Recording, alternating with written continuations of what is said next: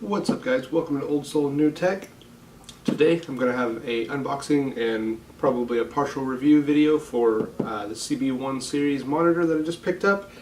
It's going to be a 35-inch ultrawide. It's 2560 by 1080 resolution, and I believe it's a 60 Hz refresh with a 4 millisecond lag. So just got this bad boy in. You can pick it up right now on Newegg. They're about $220 right now, so insanely good price for a ultrawide at the moment, because most ultrawides that I have seen online right now are going to run you at least $400 or so. And in fact, this exact monitor on several websites is close to $400. So don't know exactly why Newegg has it so cheap right now, but hopefully it's a decent monitor. So let's find out, see what we got in here.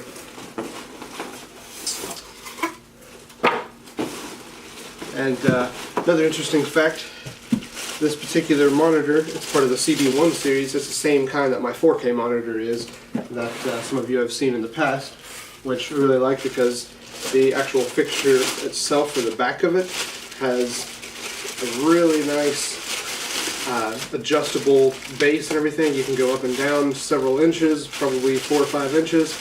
You have tilt, lean, you can pan, do all kinds of stuff with it. It's really adjustable, so it's a pretty nice little set right there for it to be the actual factory base for it.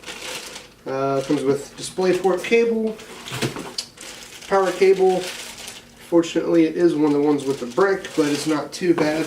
At least it's in the actual cable rather than one that you actually have to plug into the wall, so that's nice. Comes with the USB for the hub that's built into it. Comes with a audio cable that's 1/8 inch to 1/8 inch. This is the actual screws, the hardware for the base. Here is the actual base, which is the same square base as my other monitor, so that'll be kind of a nice touch. It'll look good side by side together. And side note, the reason I'm shooting here today instead of my normal back kind of location right there is right now my whole setup for my computer is kind of everywhere. I took everything out because I was getting it all ready for preparation to put this monitor in. So yeah, just kind of have to bear with me on that. It's a different location. Let's see if I can't pull this out right here. There we go.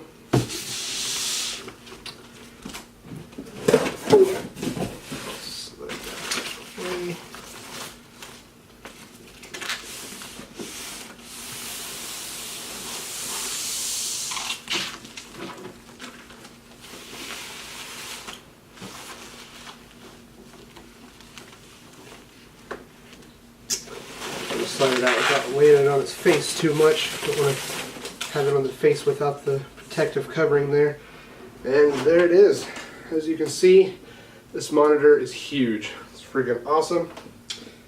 It's got the VESA mount on the back, the VSA mount, so that way then you can mount it on whatever stand you want. You can pretty much put it on anything. Has the two USB 3.0s on the side right there.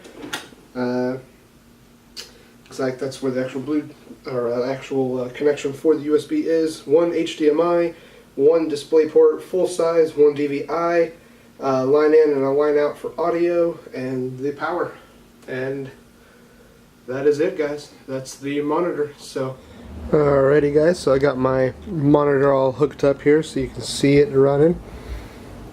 And yeah, 21:9 aspect ratio is pretty sweet. See my other monitors there.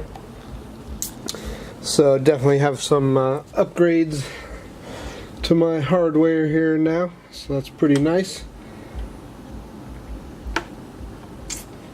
And it actually looks pretty decent whenever you full screen it and everything. I mean, either way, really, it's pretty decent. Chrome is actually kind of interesting on there. There's an extension that you can get that makes videos and stuff actually fill the screen. As you can tell, I'm pretty far back right now. I'm about 2.5 foot probably from the screen to be able to get the full thing into my camera with a 55mm lens on it. So it's pretty big. You can tell looking close there. And I've used it for gaming a little bit, just trying it out, just testing it. I played some Fortnite on it, and it supported it pretty well. Unfortunately, I don't have a whole lot of games that support it at the moment, but more and more are starting to support it. So, definitely be some future videos for that. This is probably going to end up taking over as kind of one of my main primary monitor.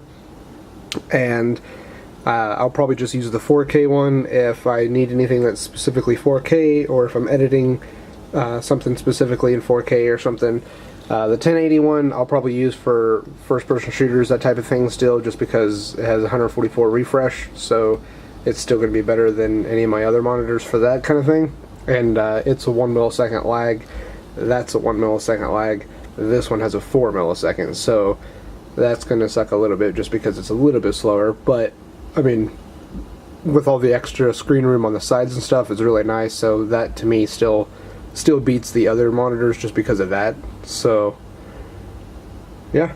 Alrighty guys, well if you liked watching that video, go ahead and give me a like and a subscribe. Please pay attention to this channel because I'm probably going to be posting some more videos of some of my setup and some different things like that.